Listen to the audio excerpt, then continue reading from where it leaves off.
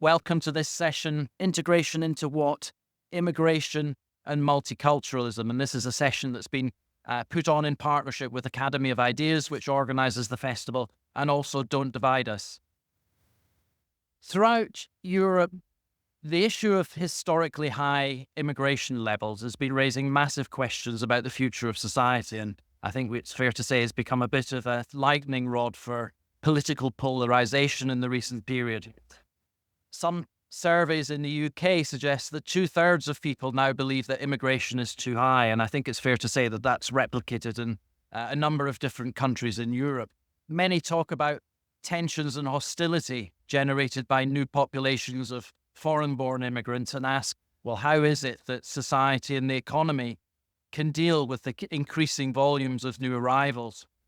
But I think it's worth asking to what extent this is an issue about numbers and what other factors do we need to look at as well. Some point to things like the resources question, so for example, providing houses and facilities for everybody, that given the growing population. But there are also quite a lot of questions about the prospect for integration in terms of the social norms and traditions that people are arriving into, the values of the countries that they arrive into. And, many are asking, are we too eager to blame foreign migrants while overlooking the problems at home in terms of the host societies that they're arriving into? Is there a problem, for example, of multiculturalist policies which emphasize diversity and group identity and perhaps serve to undermine the possible association with some sort of common nation? What even is a common nation, I think, is a reasonable question to ask. What are the values that we need to agree on? How do you arrive at those values? How do you create a situation of people having something to integrate into? So these are the sorts of questions that we want to take the opportunity to look at in this session and have a reasonably frank discussion on what is quite a controversial topic. And hopefully we can do that in true Battle of Ideas Festival by maintaining a civil atmosphere in terms of the discussion. So let me introduce in the order that they're going to speak. First up on my far left side along there is Paul Embery, who's a firefighter, trade unionist. He was the national organizer of trade unionists against the EU. He's the author of a very interesting book called Despised, Why the Modern Left Loathes the Working Class. And you can catch up with his writing on his regular Substack, which I'd highly recommend. He's also a broadcaster, particularly with GB News. On my immediate left, we've got John McGuirk, who's editor of Gript Media, Ireland's first and today only explicitly centre-right news and commentary platform. They've grown massively over the last 5 years to the extent that they're credited with shifting the political conversation in Ireland to the right on topics ranging particularly around things like immigration and free speech. And some of you might catch John on his regular media appearances over here as well. He was on GB News. Actually, the Free Speech Nation show a couple of weeks ago. Very impressive interview you gave there, John. So welcome to you. On my immediate right, we've got Inaya Folarin Iman, who's the founder and director of the Equiano Project, a forum to promote freedom of speech and open dialogue on subjects like race, identity and culture. Her regular columns you can find in Spiked, always worth reading. She's a broadcaster as well, including as a panellist on BBC Radio 4's The Moral Maze. William Clouston, on my left, is party leader, Social Democratic Party, the party that he joined in 1982 in its original incarnation. He's became leader in 2018 and piloted them through what I think lots of people thought was a very impressive general election campaign earlier this year, where they had a manifesto that I think caught people's eye and caused a lot of discussion. So welcome to you, William. And finally, on my far right, we've got Dr. Alka Sehgal Cuthbert, who's an educator and academic and campaigner. She's the director of Don't Divide Us, which emerged in the summer of 2020 in the immediate aftermath of the Black Lives Matter moment, which emerged out of some of the situation in America that year. She's, if you look on Don't Divide Us website, just written a very interesting paper on the aftermath of our own riots in Britain during the summer, which I'd highly recommend that you go to their website and have a look at it. So, can we give them all a warm round of applause?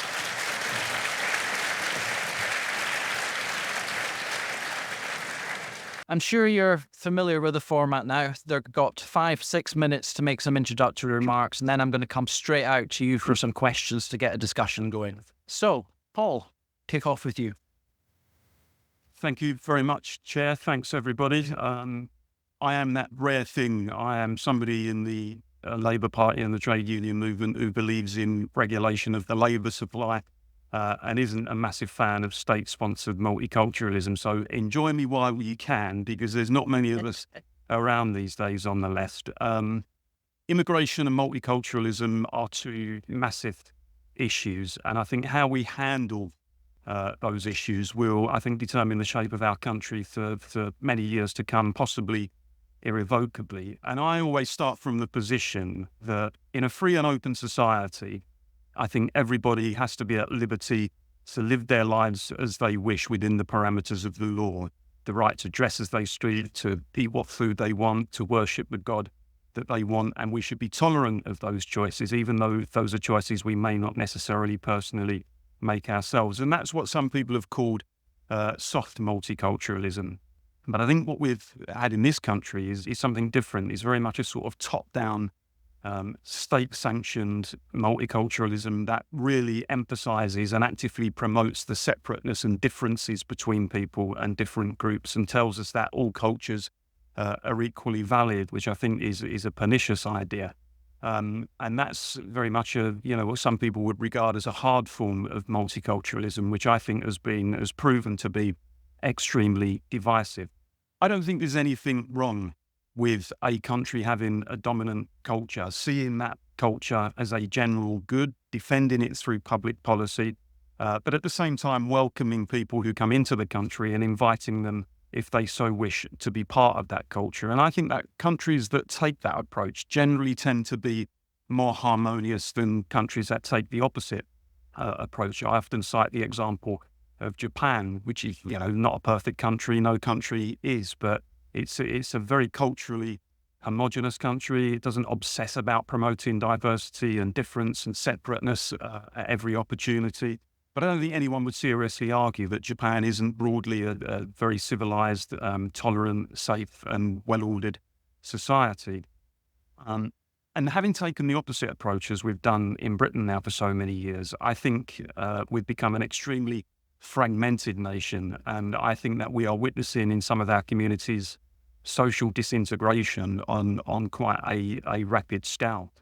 We're often told that we're a multicultural country. I think actually what we are in many respects is a country that has strict monocultures living together side by side, cheek by jowl, without actually interacting with people outside of that culture, not to any meaningful degree in any case. And I think with that, we've seen some of the outbreaks of communal sectarianism in some of our communities that we've seen, which is a worrying development.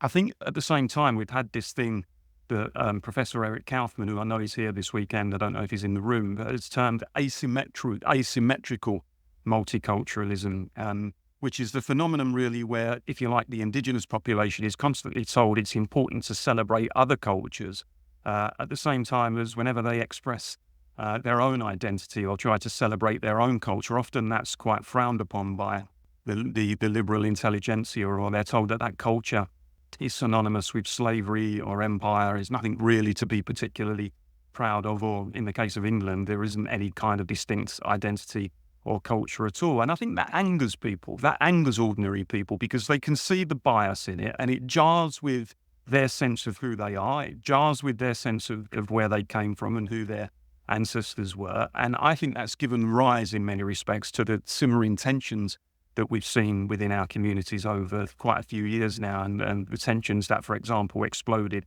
in the Brexit vote. And I do think also we need to challenge this political and entirely subjective mantra that gets trotted out by politicians and liberal commentators the whole time, that diversity is our strength.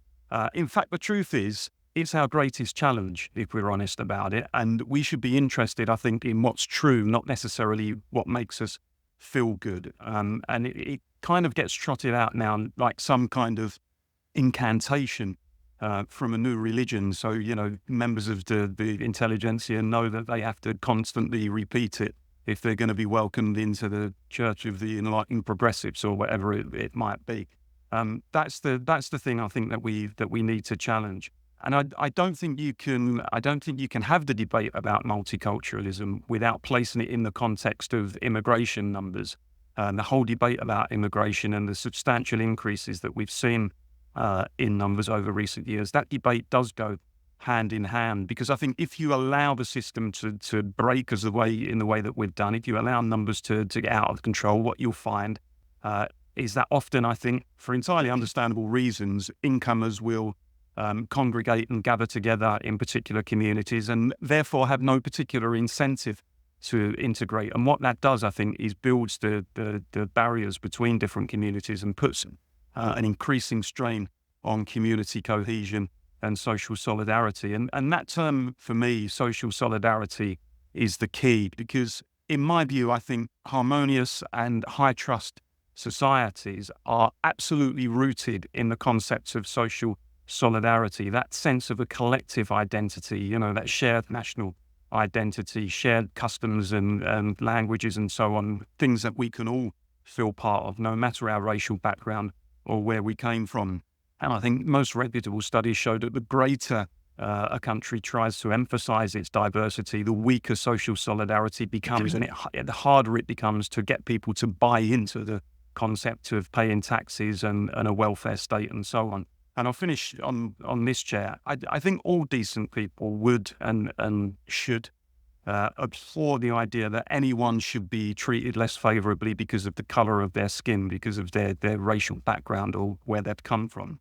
And that's absolutely not what we should be about. Race and culture are different things. They overlap, of course we know that, but ultimately they're different things. And I think in terms of public policy, it should be geared towards sustaining the majority national culture and decisions taken on the basis of whether it helps to sustain it or whether it undermines it. And I think only when we understand that lesson, are we going to overcome some of that real biting social disintegration that we're experiencing in our communities. And I think that's the key point. Thanks. Okay, thanks very much, Paul.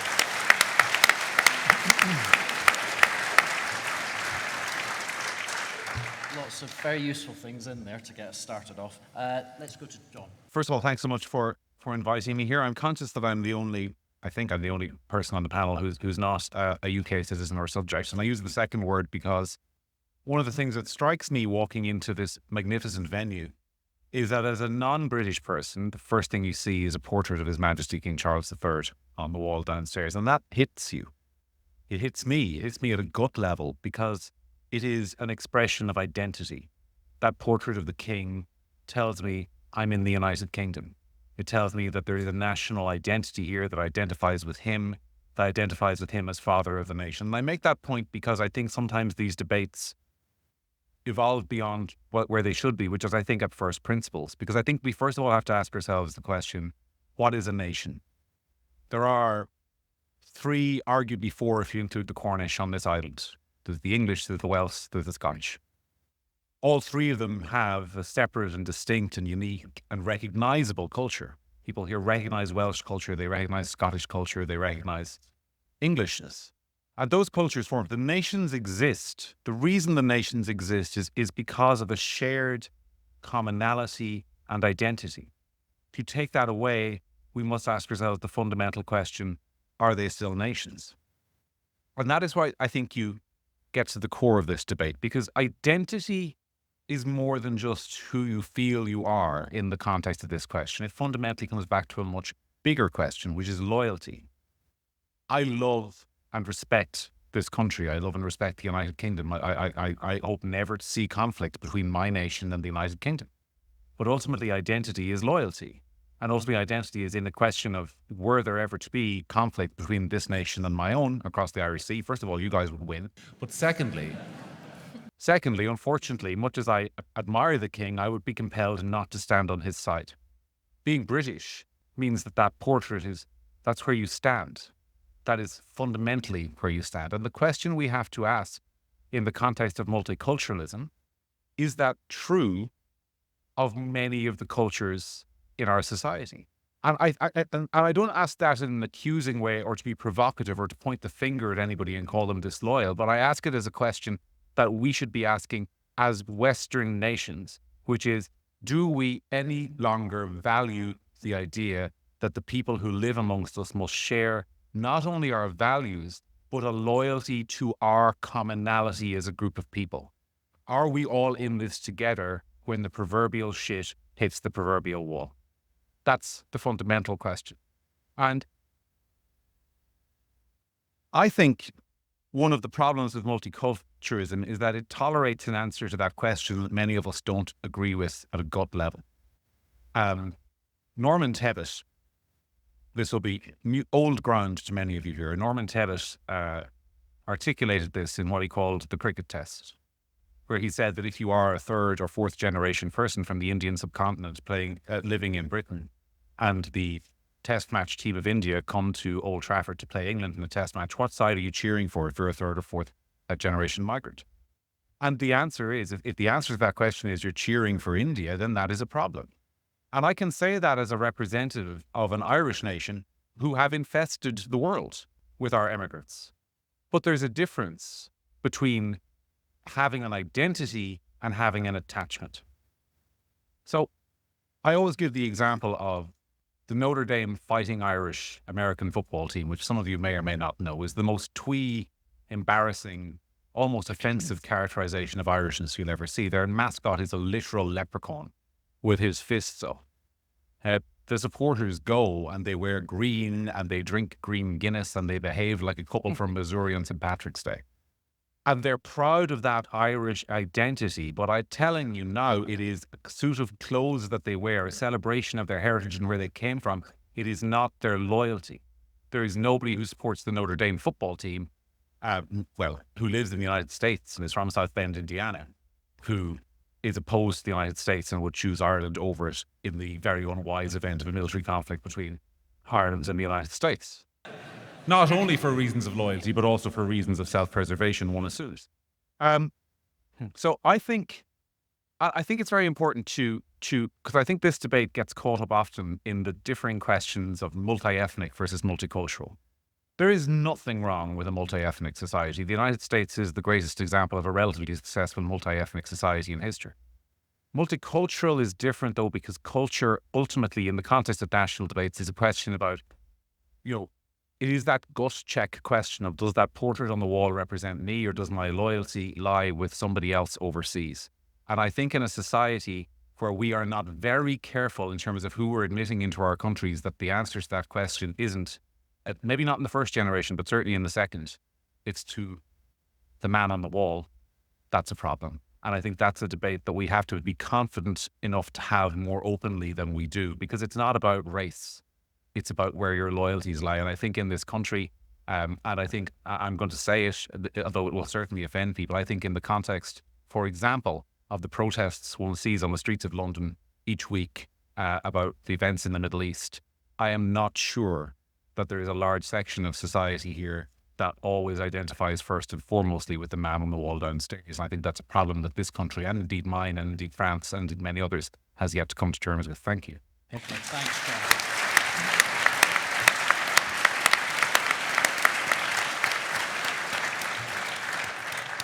Provocative. I was very struck there with John's comments about what hit him when he came to the UK.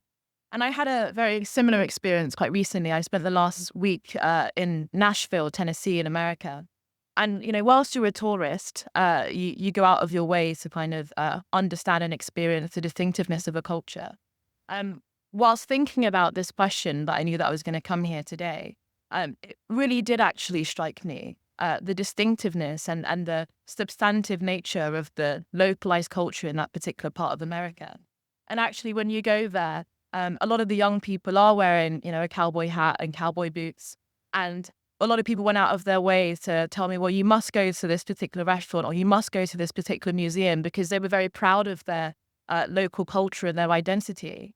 And every street corner that you go on, there's live music. And this notion of being a kind of music city is felt very deeply. And it really did make me think about what are the touchstones of British society? What are the things that when newcomers come to our society, they feel that they are drawn to being part of that? And I think that there are undoubtedly things that you can point to. People talk about, football and the monarchy. But I think one of the things that have been developed, over the last few decades that I think Paul touched upon is actually the thing that is expected is almost the opposite. That if you come to British society, if you are a newcomer, there is almost a kind of social virtue in keeping your own ethnic or cultural identity and entering into a kind of racialized community that is very distinctive to the majority culture. And as has already been mentioned, actually, political elites often go out of their way to chastise or demonize British people for having expressions of British heritage and culture. And actually, if you think about many ethnic minority people in public life that identify strongly as patriots of British society, they're often treated with suspicion. And I think we've got far too comfortable with essentially a very bare minimum expectation. It's you follow the law and you speak English. But I think going forward, we have to really think about what are the social expectations that we have of newcomers. And I think that that is a legitimate and fair thing that many other countries have. And I think that we should feel comfortable in that ourselves. And in some ways, that is also just part of British culture, that we don't want to be too proud. We don't want to be too jingoistic. I think that that's often, seen as embarrassing or something like that. But I think as we have a multi-ethnic and multicultural society, with the challenges that we are seeing today, the predicament and the situation that we find ourselves in is unsustainable. I think we have to ask questions about, what would a British version of, for example, Islam look like? There are individuals, I can see Dr. Taj Haji in the audience, who works very specifically on that question. There are other individuals like Timothy Winter who also look at that. Why is it that we just seem to accept that people can keep or maintain a particular ethnicized and culturally distinct, separate to Britishness version of things that are relatively new in British society? And one of the things that I noticed, which was quite interesting, is if you look at the Arabic name Fatima, if you are a West African Muslim, you're likely to have the name Fatumata instead of Fatima, because that's a kind of geographically and culturally specific interpretation of that particular name. And I wondered, in all of the different importations and different things that we've brought into our society, what does a British version of those things actually look like? And I think going forward, we have to move away from a situation where everybody essentially keeps their ethnic, cultural, distinct identity, and there is no broader British identity. And I think what we have is here to stay. We are living in a diverse society where people are bringing things from lots of different cultures. But what does a distinctly British version of that look like? Thank you. Okay, thanks very much.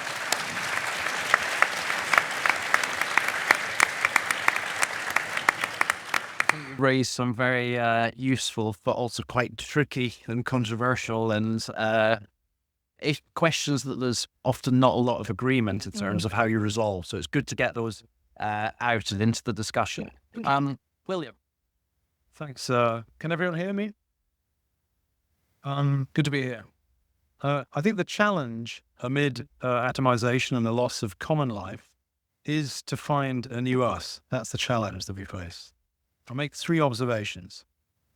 First, we're living through the latest stage in a progressive project to remake society. Large-scale immigration and multiculturalism is an experiment which carries very high social and economic risks, political risks too. It's unprecedented, but the warnings of the risks have been largely ignored.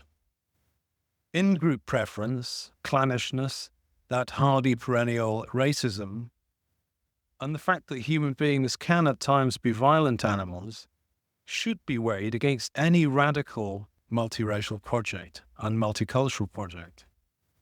But the lack of any plan, literally any plan for integration, is concerning in a country currently filled with self-doubt and self-hatred and culturally at war with itself.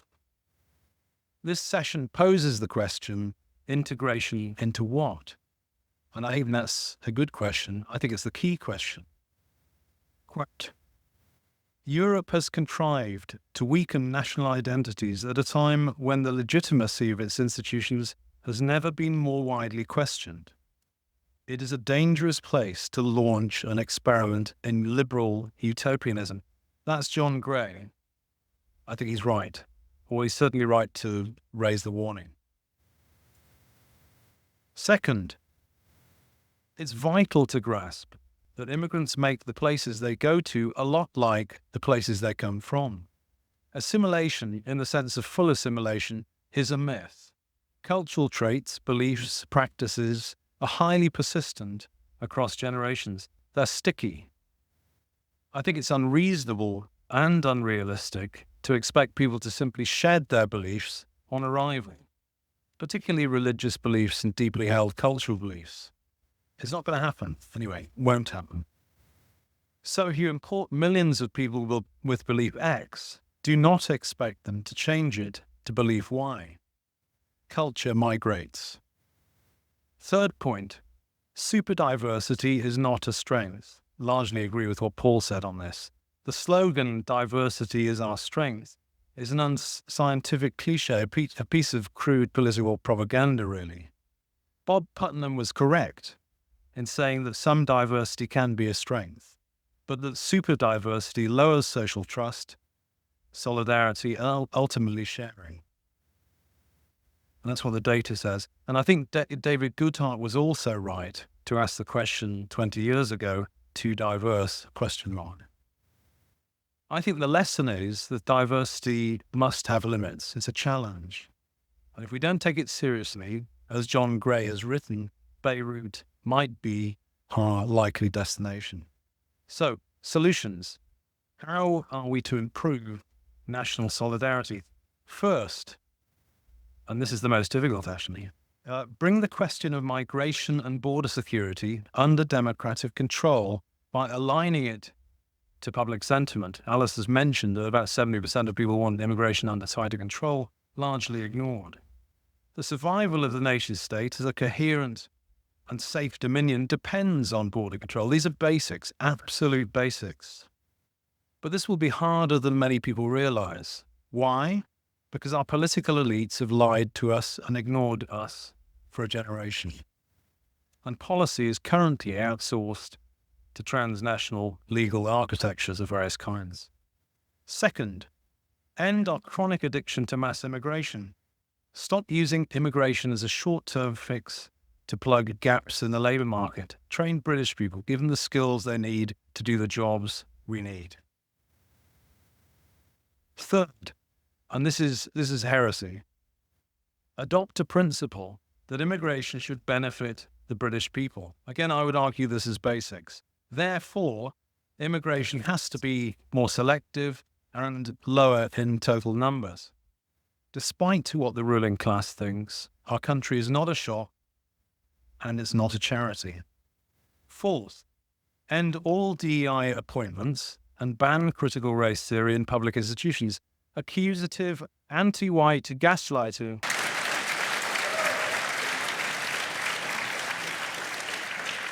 Accusative, anti-white gaslighting and agitation is not helpful. It's not going to bring anyone together, and the state should not be sponsoring it. Finally, I believe that strong civic nationalism is our only hope. I really do. That is the only hope. That's the only hope of bringing us together and finding a new us. But we need a new national identity that is robust enough, and this is the key point, robust enough to transcend ethnic and religious differences, because those differences will exist and will persist. So it has to be strong enough. And this can't be done if we have a ruling class that constantly denigrates British culture and history. After all, who would want to integrate into a culture that hates itself? That's the key point. So the question is, can we do it? Yes, I think we can, but we've got to want to do it. That's the key. Thank you.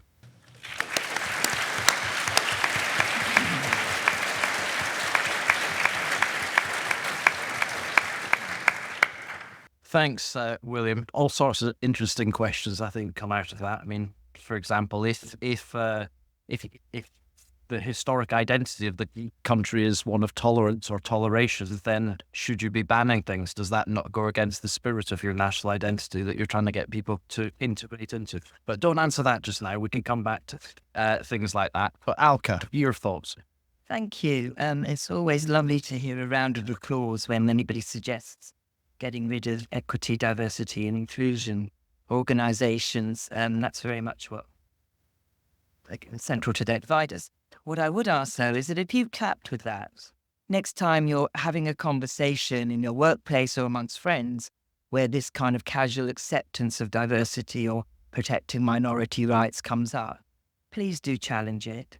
Please do just ask a question. You don't have to go in all guns blazing. You just have to say, why? Quite sure about that. Anyway, what I want to do, I agree with points that have already been made. Slightly disagree with some of them, but can perhaps come on to that in a bit. What I want to do is give a really first principle account of integration, looking at also at how immigration fits into that. So, in big picture terms, there is no integration today. I think the fact that we have a society where people typically do get on with each other more or less most of the time in everyday life is just a fact of being human. It's what we do as people. People have always done that and always will because it's what humans do. But today, there is no general public, and this touches on some of the things William was talking about, for incomers to either be invited to become members of or to be denied entry, right? Instead of a general public, what we have is the cheap fragile ethnicities. We have a modularized, I would call it a modularized society, otherwise known as identities, ethnicities, or communities. And the fact is, the thing is, this is what we need to grasp. This would be a problem, even if we didn't have a single immigrant coming into the country, right? And this is my main beef with the terms of the immigration debate as it's most currently being posed, is that it is being seen as quite a hard binary rather than a relational thing, which is what I hope to want to explain a bit. So why do we find ourselves in this modularized society? And I think in the first instance, it's because our political, cultural and academic elites have failed to sustain a universal culture to which people would want to belong. And that's not just the people coming in, that's ourselves. Because we ourselves have a problem with what are the rules we want to accept, what we don't accept. We ourselves have a problem with what we feel loyal to, what we don't feel loyal to. So we have an elite that's failed to sustain a universal culture to which we would want to belong, and this is a really important, and assent to be duty bound to. Because to belong to something doesn't just mean a nice, fuzzy, warm feeling. Belonging means, as I think John was pointing out, also feeling an assent to be loyal to, an assent to abide by certain common agreed upon rules. And this is their significant failure. So you might ask, well, this is quite drastic, right? This is really bad. How are we carrying on? And we're carrying on because one of the things the elites have been good at, and they're sort of fairly crap at creating a universal culture, but they have been good at creating kind of long-standing process of de-presenting the majority of people, of working mainly, which the majority of people is going to be mainly the working class, from all major public arenas, political, economic and cultural. By de-presentation, I mean working class agency is made to disappear. And I'm using working class not just as a white working class or even just sort of people who work in factories, because we don't have many factories anymore. It's the majority of people. And people's manifestation in society is channeled instead into being something either demonized, sometimes a dodgy lifestyle, or a patient awaiting therapy. These are the forms by which we are encouraged to channel, to make up. We can only be heard if we present ourselves in one of these ways, right? So these forms of depresentation displace human agency, and identity politics emerges as a poor substitute for it. And identity politics is the basis of this modularized rather than a universalist society. And a euphemism for a modularized society is multiculturalism. In this sense, it's hard to see how there could ever be a good form of multiculturalism. The very concept itself is a de facto acceptance of the rejection of universalism, of a universalist society. So a universalist society does not mean a uniform society. It does not mean we all eat, feel, same, live, etc. in the same way. What it does mean is that public civic institutions that shape and regulate our relationships are underpinned by universalist principles. This is the underpinning that actually allows true diversity, and without which any immigration, legal or illegal, is bound to exacerbate the experience of pre-existing hardship amongst the domestic population when we're already, being squeezed in so many ways, materially and culturally. So, in other words, inviting newcomers in at the very moment when the domestic population is being left out can never end well, right? It can only increase the modularization, and it can only dilute the cultural glue, which in the past was better able to engender a popular sense of being in it all together, right? Most clearly seen during the Second World War and the aftermath, right? People can experience quite a lot of hardship, right? Society isn't just like a container and, you fill it up with water and then it overfills. It exists through our intentionality, our agency, and that is all relational. And like I said, in the post-war period, during the war, there was extreme hardship by a lot of people, but it was endured and solidarity was maintained because we felt we were in it together. Last minute. Okay. I think attempts to address the problem of this depresentation, modularization, with reference to immigration alone, are likely to miss the mark. They're going to intensify this fragmentation and fractiousness in our society, and they could move us from a culture war further in the direction of a civil war. But it won't be cavaliers and roundheads, it will be a civil war of identities. So logically, prior to integrating immigrants is the reintegration of us, of the domestic population. The current ideological trend of delegitimizing all things British is highly pernicious because of this, because what is really being deemed authorized when you have academic historians say British history is dreadful because of empire, is nothing to do with the past. It's human agency that's being delegitimized. Because what is history if not the outcome of all past people's efforts to change things? So that is what is being delegitimized. So, sorry, I'm going to wind up really quickly. Highly pernicious, not, in the past, people have not understood or presented themselves as victims or as patients, but as historical agents, capable of acting politically in the public arena to create a better world for all, not just for my tribe. So I'm not suggesting we wait for the great and good to come up with a plan to make us all a universal society. That ain't going to happen, right? What we have to do is that we have to do it ourselves. Agency that is given is an oxymoron. We don't have a fully worked out plan, but we can start by challenging all the things that are stopping us. Thank you. Thanks, Alka.